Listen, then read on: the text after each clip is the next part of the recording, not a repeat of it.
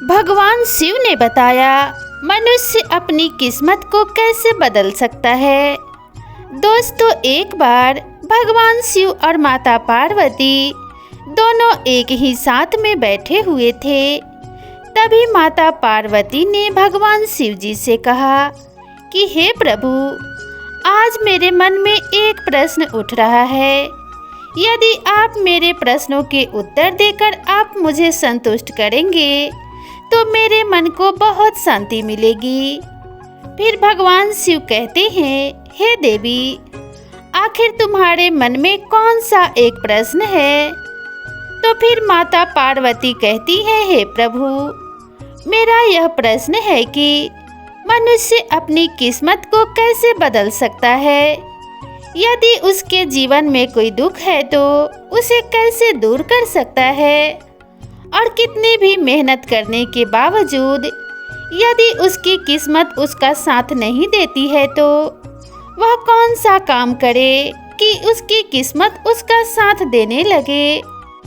फिर मित्रों, भगवान शिव कहते हैं, हे पार्वती, यह तुम्हारे प्रश्न बहुत ही ज़्यादा महत्वपूर्ण हैं।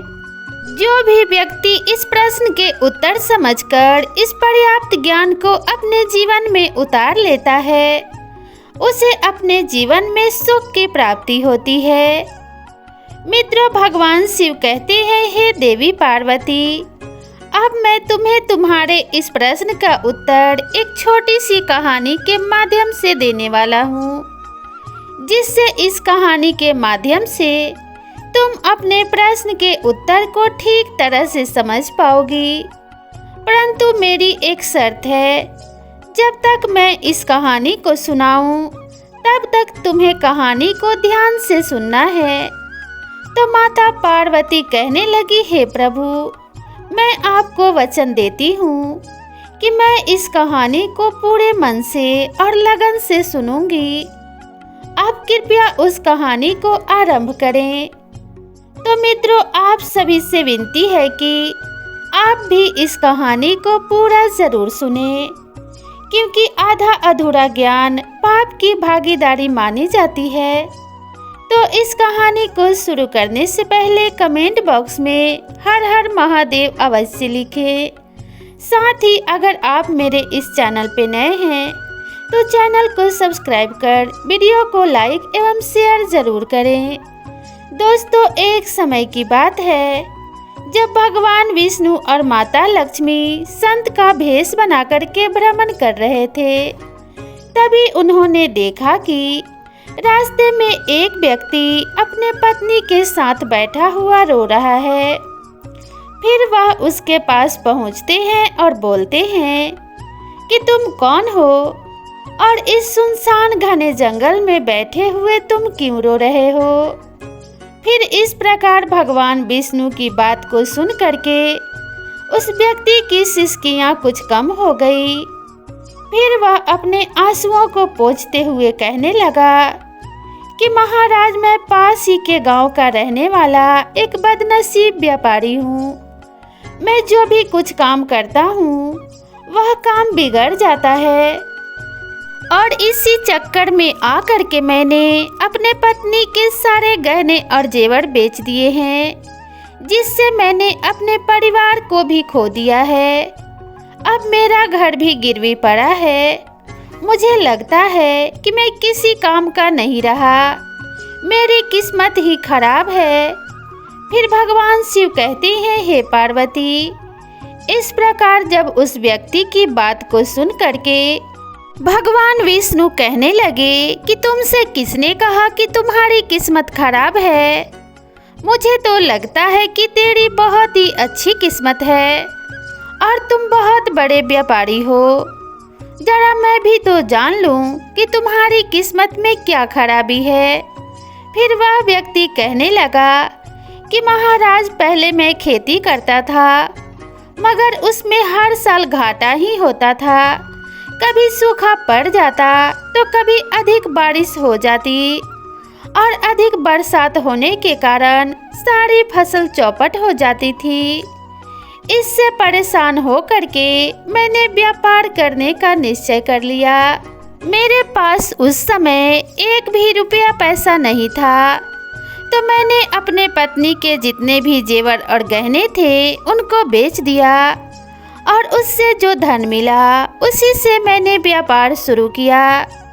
जब व्यापार नहीं चला तो शुरू में परिवार वालों ने मेरा साथ दिया, लेकिन जैसे जैसे मुझे नुकसान होने लगा मेरे परिवार वाले मुझसे दूर होते गए।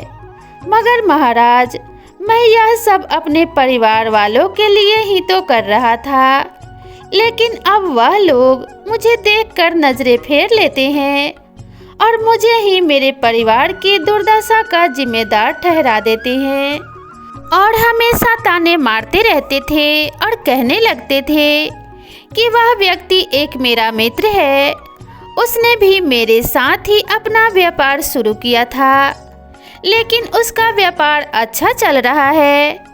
फिर वह जब भी मेरे घर आता है तो अपनी सफलता की कहानी मुझे सुनाने लगता है और उसकी बात को सुन करके मेरे घर वाले कहते हैं कि अपने मित्र को देखो और उससे कुछ सीख लो। मुझे बार बार मेरे घर वालों ने दूसरों की तुलना करके ताने मारते रहते थे और कहते थे कि तेरे बस में कुछ भी नहीं है, तू कुछ भी नहीं कर सकता। महाराज, उन लोगों की बातों को सुन करके अब मुझे लगने लगा है कि मेरा जीवन ही व्यर्थ है। शायद मेरे जीवन में अब कुछ नहीं होने वाला है। अब तो मुझे भी अपना जीवन इसी तरह से लगने लगा है कि जैसे कुछ नहीं होगा और मेरे मन में ऐसा सोच आता है जैसे मैं अपने जीवन को ही समाप्त कर दूं। मैं यहाँ इसी इरादे से आया था, लेकिन हिम्मत नहीं कर पाया, इसलिए यहाँ एकांत में बैठ करके अपने पत्नी के साथ रो रहा था। फिर भगवान शिव माता पार्वती से कहने लगे। इस प्रकार उस व्यक्ति की बात को सुन करके भगवान विष्णु कहने लगे, तो यह बात है क्या? तुम इसके अलावा और भी कुछ कहना चाहते हो? फिर उसने कहा, महाराज, एक तो मेरा काम खराब हो जाता है और दूसरा मेरा मित्र मुझे हर समय नीचा दिखाने का प्रयत्न करता रहता है। मुझे समझ में नहीं आता कि इस दशा में मैं क्या करूं और क्या ना करूं।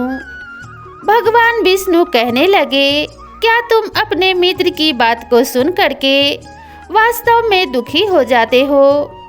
फिर उसने कहा, हाँ महाराज, मैं अपने मित्र की बात को सुन करके बहुत दुखी हो जाता हूँ।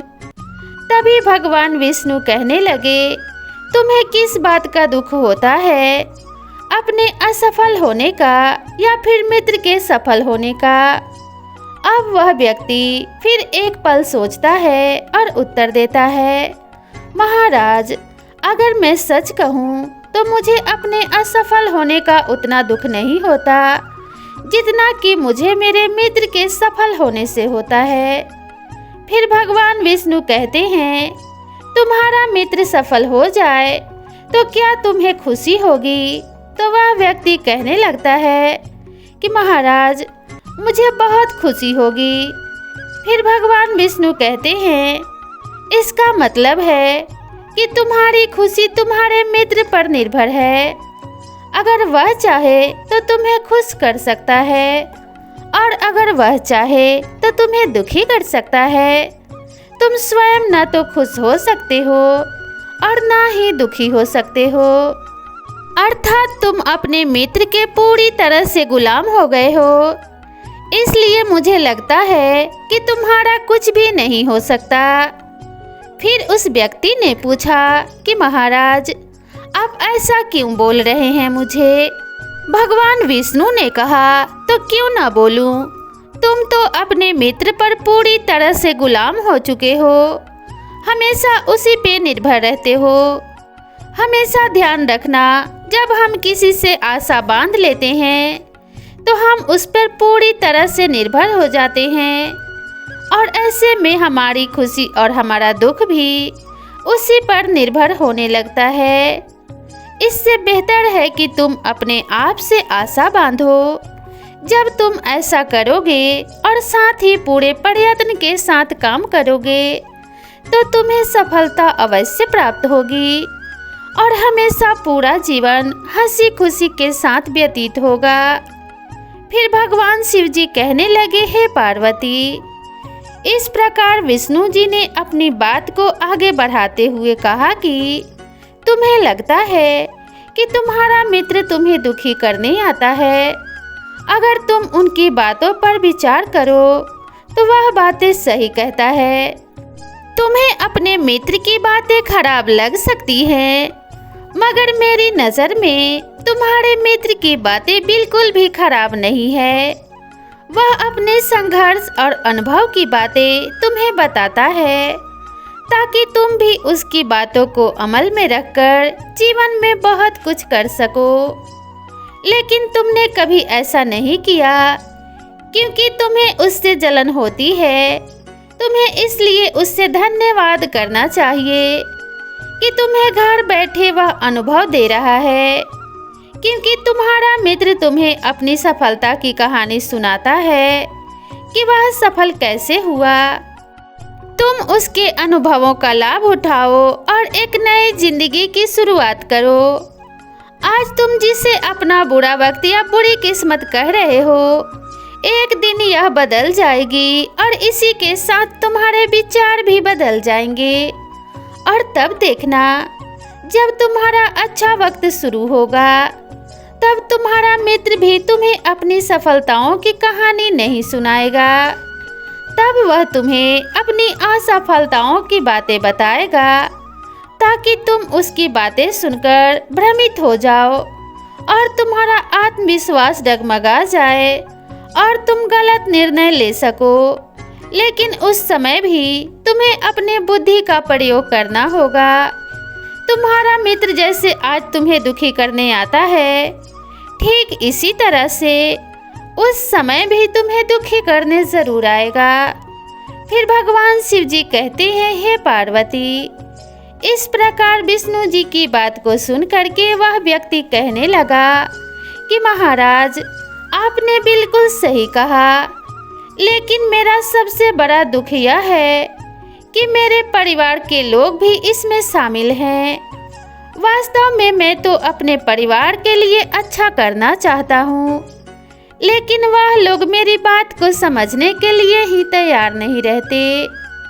वह तो मुझे गलत कहती हैं और अब बात तो इतनी बढ़ गई है कि मेरा साथ भी सभी ने छोड़ दिया है। फिर भगवान विष्णु जी कहने लगे, मैं तुम्हारी बात समझ गया। तुम सांत्वना चाहते हो। वास्तव में इस दुनिया में सभी लोग भी सांत्वना चाहते हैं। हम चाहते हैं कि हम जब भी कुछ करें तो लोग हमारी प्रशंसा करें, लेकिन आमतौर पर ऐसा नहीं होता। इसलिए हम दुखी हो जाते हैं। हमें लगता है कि हमारे मित्र, परिवार वाले सब मतलबी हैं। लेकिन अगर तुम किसी को अपना परिवार मानते हो और उसके लिए कुछ भी करना चाहते हो, तो तुम्हें ऐसा क्यों लगता है कि तुम दूसरों के लिए कुछ कर रहे हो? वास्तव में तुम अपने खुशी के लिए सब कुछ कर रहे हो। इसलिए परिवार के लिए कुछ करना वास्तव में अपने लिए ही करना होता है। लेकिन अगर ऐसा करते समय तुम्हें लगता है कि तुम दूसरों के लिए कर रहे हो, तो तुम निश्चित ही दुखी रहोगे। और अगर तुम्हें लगता है कि तुम अपने लिए कर रहे हो, तो तुम हमेशा ही खुश रहोगे। क्योंकि जब तुम अपने लिए कुछ अच्छा करते हो या करना चाहते हो, तब तुम्हें सांत्वना की कोई ज़रूरत नहीं होती। फिर भगवान शिव कहते हैं, हे पार्वती। विष्णु जी की बात को सुनकर उस व्यक्ति के चेहरे के भाव बदल गए और वह कहने लगा कि महाराज, आप बिल्कुल सही कह रहे हैं। अब मैं समझ गया। अब तक मेरी खराब किस्मत इसलिए थी क्योंकि मैं दूसरों के हाथों में था। अब मैं अपनी किस्मत को अपने हाथों में रखूंगा और मैं पूरी मेहनत और लगन के साथ फिर से अपने व्यापार को शुरू करूंगा। और जब तक सफलता को प्राप्त नहीं कर लेता तब तक प्रयास करता रहूँगा। फिर भगवान शिव जी कहते हैं, हे पार्वती। इस प्रकार विष्णु जी जब उस व्यक्ति की बात को सुनकर मुस्कुराए और विष्णु जी ने एक डिबिया निकालकर उस व्यक्ति को दे दिया और कहा कि इस डिब्बी को हमेशा अपने पास रखना। इसमें एक ऐसा राज छुपा हुआ है जो तुम्हें बड़े से बड़े दुख से निकालकर हमेशा बाहर ले आएगा। लेकिन एक बात का विशेष ध्यान रखना, इस डिब्बी को तभी खोलना जब तुम्हारे जीवन में जीने का कोई रास्ता तुम्हें दिखाई न दे। और यदि डिब्बी तुमने समय से पहले खोल दी तो सारे राज खत्म हो जाएंगे जो इसमें लिखे हुए हैं। फिर उस व्यक्ति ने विष्णु जी को वचन दिया कि जब उसे दुनिया में कुछ भी दिखाई नहीं देगा तभी वह उस डिब्बी को खोलेगा। कुछ दिन बीतने के बाद उस व्यक्ति के जीवन में फिर से बदलाव आया। एक दिन उसके राज्य पर पड़ोसी राज्य ने चढ़ाई कर दी और फिर दूसरे राज्य के राजा ने उस राज्य पर कब्जा कर लिया। उसके सैनिकों ने चारों ओर से लूट मार मचा दी। जिस राज्य में वह व्यापारी रहता था, व्यापारी का सारा धन जितना भी उसके पास था सब कुछ लूट लिया और उसके घर में आग लगा दी। जान बचाने के लिए फिर उस व्यापारी को अपने परिवार के साथ वहां से भागना पड़ा। भगवान शिव जी कहते हैं, हे पार्वती। उस व्यक्ति ने अपने परिवार के साथ कई दिनों तक इधर उधर भटकता रहा। वह दाने दाने के लिए तरसता रहा। ना तो उसके पास रहने के लिए कोई जगह थी और ना ही खाने के लिए कुछ भी अन्न था। फिर उस व्यक्ति को निराशा ने घेर लिया और उसे लगने लगा कि उसका तो जीवन ही व्यर्थ है, सारी दुनिया व्यर्थ है, किसी बात का कोई मतलब नहीं। भले ही आप जीवन में कितना भी कुछ कर लें, कितनी भी सफलता हासिल कर लें, आखिर जीवन तो समाप्त होता ही है। जीवित रहने का क्या फायदा? इससे तो अच्छा है कि मैं अपने जीवन को पूरी तरह से समाप्त कर दूं। फिर भगवान शिव कहते हैं, हे पार्वती। उस व्यक्ति ने अपने परिवार के सहित आत्महत्या करने की सोची। वह आत्महत्या करने ही वाला था कि उसी समय भगवान विष्णु की डिब्बी की याद आ गई, क्योंकि भगवान विष्णु ने कहा था कि जब तुम्हें दुनिया में कहीं कुछ भी दिखाई न दे तो उस समय डिब्बी को खोल करके डिब्बी में जो पर्चा है उस पर्चे को खोल करके पढ़ना। तुम्हारा सारा दुख उसी समय दूर हो जाएगा। फिर इस प्रकार उस डिब्बी की याद आते ही उस व्यक्ति ने अपने पास से वह डिबिया निकाली और उस डिब्बी को खोलकर उसके अंदर का पर्ची निकाल लिया। अब उत्सुकतावश वह उस पर्ची को पढ़ने लगा। उस पर्ची को पढ़ करके उस व्यक्ति के आंखों के आगे से निराशा का सारा जाल हट चुका था। फिर माता पार्वती ने भगवान शिव से पूछा कि प्रभु पर्ची में क्या लिखा था? यह समय भी बीत जाएगा। फिर माता पार्वती कहने लगी कि प्रभु मैं कुछ समझी नहीं। तो भगवान शिव कहने लगे कि मैं तुम्हें विस्तार से समझाता हूँ। कभी भी इंसान के दिन एक जैसे नहीं रहते हैं। व्यक्ति को हिम्मत से काम लेना चाहिए और बराबर अपनी मेहनत के साथ अपने कार्य को करते रहना चाहिए। उसे एक ना एक दिन सफलता निश्चित रूप से मिलती है। भगवान शिव अंत में कहने लगे कि पार्वती, इंसान ईमानदारी और विश्वास और लगन से जब कोई कार्य पूरी मेहनत से करता है तो मेहनत का फल उसे अवश्य ही मिलता है। इस प्रकार से उस पर्चे पर लिखी हुई बात को जब उस व्यक्ति ने ध्यान से पढ़ा तो वह समझ गया, मेरे बुरे दिन एक बार फिर से अच्छे हुए हैं और आज फिर से मेरे बुरे दिन आ गए। ये दिन भी टल जाएंगे, क्योंकि इस पर्ची में भी वही लिखा हुआ है कि समय कभी एक सा नहीं रहता। तो दोस्तों एक दिन फिर वह व्यापारी अपने मेहनत, लगन और ईमानदारी के बल पर उस शहर का सबसे बड़ा व्यापारी बन गया और अपने पत्नी के साथ और अपने परिवार के साथ सुख से रहने लगा। इसलिए दोस्तों दूसरों पर कभी आश्रित नहीं रहना चाहिए और अपने पूरे सच्चे मन और लगन के साथ अपने काम पर ध्यान देना चाहिए, जिससे कभी बुरे दिन नहीं आएंगे और अगर बुरे दिन आएंगे तो टल जाएंगे। तो दोस्तों मैं आशा करती हूँ कि आपको यह कहानी ज़रूर पसंद आई होगी। कहानी अगर पसंद आई हो तो वीडियो को एक लाइक ज़रूर करें, क्योंकि आपके एक लाइक से हमें बहुत मोटिवेशन मिलता है। तो दोस्तों वीडियो को अपने फ्रेंड्स और फैमिली के साथ भी शेयर कर दें और चैनल पे नए हैं तो इसे सब्सक्राइब करना बिल्कुल ना भूलें। तो मिलते हैं इसी तरह की नई और ज्ञानवर्धक कहानी के साथ। तब तक खुश रहिए, स्वस्थ रहिए, अपना और अपने परिवार का ध्यान रखिए। तो मिलते हैं इसी तरह की नेक्स्ट वीडियो में। तब तक के लिए नमस्कार।